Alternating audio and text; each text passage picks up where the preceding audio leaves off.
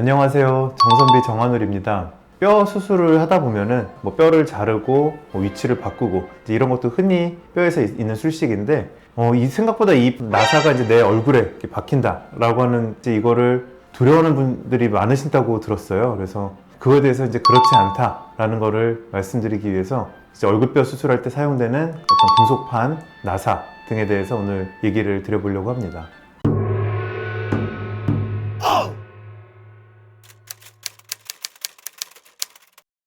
네, 진짜 나사입니다.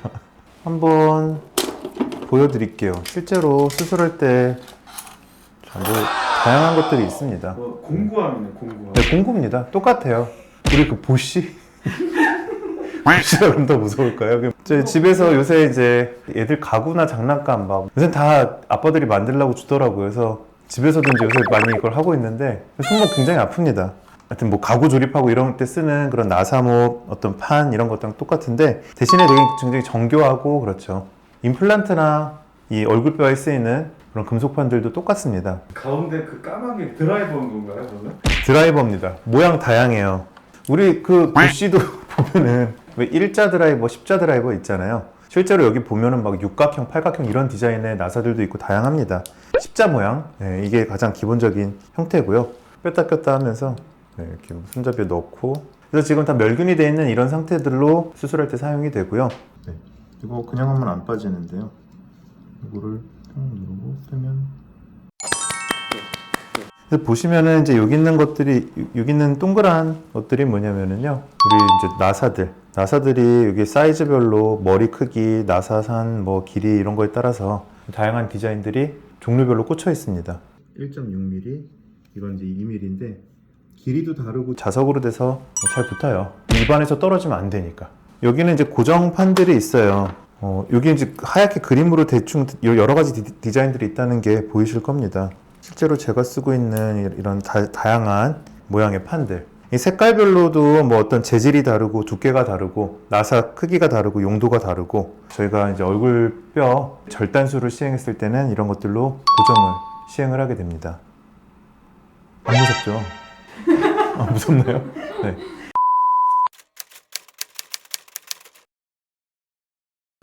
일반적으로 금속판이랑 금속 나사가 들어간다고 아프지는 않아요. 임플란트 같은 것도 생각해 보시면 임플란트가 우리 입안에 들어가고 아프다 그러면 쓸 수가 없겠죠.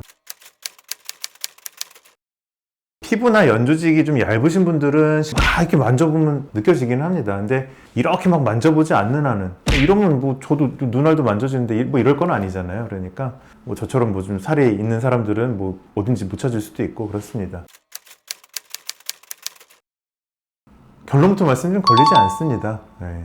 이게 이제 임플란트랑 거의 유사한 그런 티타늄 그런 것들로 되어 있기 때문에 공항 검색대에서 우리가 아니면 어디 경찰들이 탐지하는 이런 것들 있잖아요. 금속 탐지기.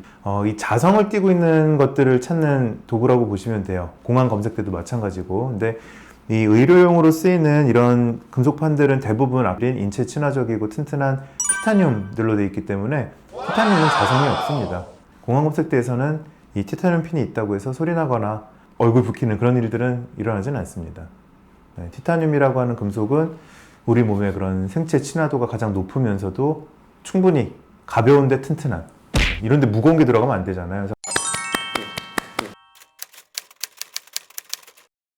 정말 많이 나오는 질문인데요. 이게 MRI를 실제로 찍고서 문제된 분이 있는지부터 저도 한번 궁금하긴 해요. 자성이 있는 어떤 쇠붙이라든지 이런 것들은 그 MRI 찍으러 들어가면은 영향을 주고 실제 그런 동영상들도 있다고 하는데 티타늄들은 그렇진 않습니다. 그래서 그런 걱정은 안 하셔도 되고요. 왜 금 있잖아요. 우리가 금목걸이를 하는 것도 금 자체가 우리 몸에 역시 또 가장 안정적으로 친화적인 금속 중에 하나인 건데 이 금조차도 알러지가 있는 분들이 있어요. 그 말은 뭐냐면 세상에 어떤 물질도 외부 물질들은 면역 반응을 일으키는 것들이 있습니다. 티타늄도 예외일 수는 없어요. 굉장히 드물겠지만 알러지가 있는 분들이 실제로 있습니다. 이런 경우들은 이제 염증 반응으로 나타나거나 또는 어떤 알러지성 반응으로 금속판이나 나사가 있는 부위에 주로 이제 흔히 나타나는 게 어떤 홍조, 얼굴이 좀 붉게 나타나거나 두드러기처럼 피부가 좀 안 좋아지거나 이제 그런 분들은 알러지라고 일단 임상적으로 진단을 해볼 수가 있을 거고요. 수술하자마자 막 심한 게 아니라면 일단은 본연의 목적을 어느 정도 훼손하고 난 한 6개월이나 지나고 나면은 빼야 될 수가 있겠죠. 뭐 경우에 따라서 이제 이 금속이 고정이 돼 있는데 금속이 좀 느슨해지는 경우가 있어요. 그럼 우리 이제 입안 쪽에서 떨그럭거리는 움직이는 현상이 발생하면은 거기에 또 염증 같은 것들이 종종 생깁니다. 뭐 그런 경우도 빼야 되는 원인 중에 하나죠. 실제로 이제 얼굴뼈 수술할 때는 그런 나사만 쓰이는 것들이 아니라 고정판이 또 중요합니다. 틈이 있다든지 뭐 벌어졌다든지 어떤 그 형태에 맞게 그 판을 대주고요. 대주고 이제 고정을 하기 때문에 이 뼈 절단술에 있어서는 이 고정판도 굉장히 중요합니다. 그래서 여기 이제 모형이 있는데요. 모형을 보시면 이제 샘플로 몇 가지를 지금 해놨어요. 그래서 보시면은 네, 여기 이제 검은색으로 그 르포원이라고 하는 골 절단술인데 가장 많이 쓰이는 수식입니다. 그렇게 뼈 검은색으로 절단을 한 다음에는 이 고정판으로 고정을 해야 분리된 두 뼈가 딱 붙어 있게 되고 최대한 단단하게 붙어 있어야 거기부터 뼈끼리 붙게 되고 잘랐던 게 결국 붙이도록 도와주는 역할을 하는 거기 때문에 금속 판들이 쓰이게 되는데 요 코 옆쪽에 하나, 그 다음에 요 단단한 부분 2개 정도 이렇게 고정을 합니다. 그리고 이제 그 위쪽을 보시면 이제 광대 수술을 한 그런 모형과 그 고정판을 볼 수가 있는데요. 모형이니까 뭐 사실이랑 좀 다를 수는 있는데 약간 이 모형은 광대를 좀 축소한 케이스고요. 안쪽으로 이렇게 넣게 돼서 고정을 해야 됩니다. 다시 튀어나오면 안 되니까 2개 정도 하면 좋을 거라고 보이고요. 뒤에도 이제 고정을 이렇게 합니다. 굉장히 튼튼하죠. 그리고 이제 아래턱 같은 경우는 SSRO라고 하는 수식입니다. 가운데 턱뼈가 우리가 원하는 위치가 되면은 2개를 고정을 해서 붙여줘야 됩니다. 그리고 이제 여기는 이제 흔히 턱끝 수술, 길이가 이제 나와 있는 핀들도 많이 사용됩니다.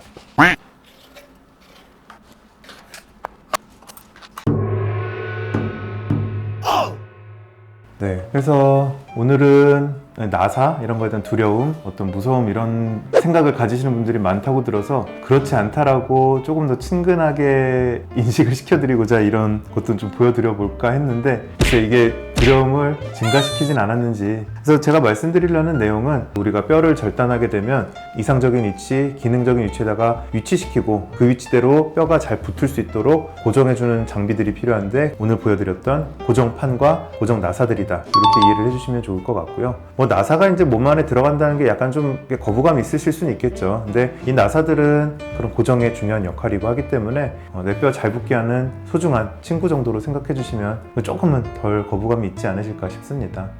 지금까지 정선비 정한울이었습니다. 구독과 좋아요 부탁드리겠습니다. 감사합니다.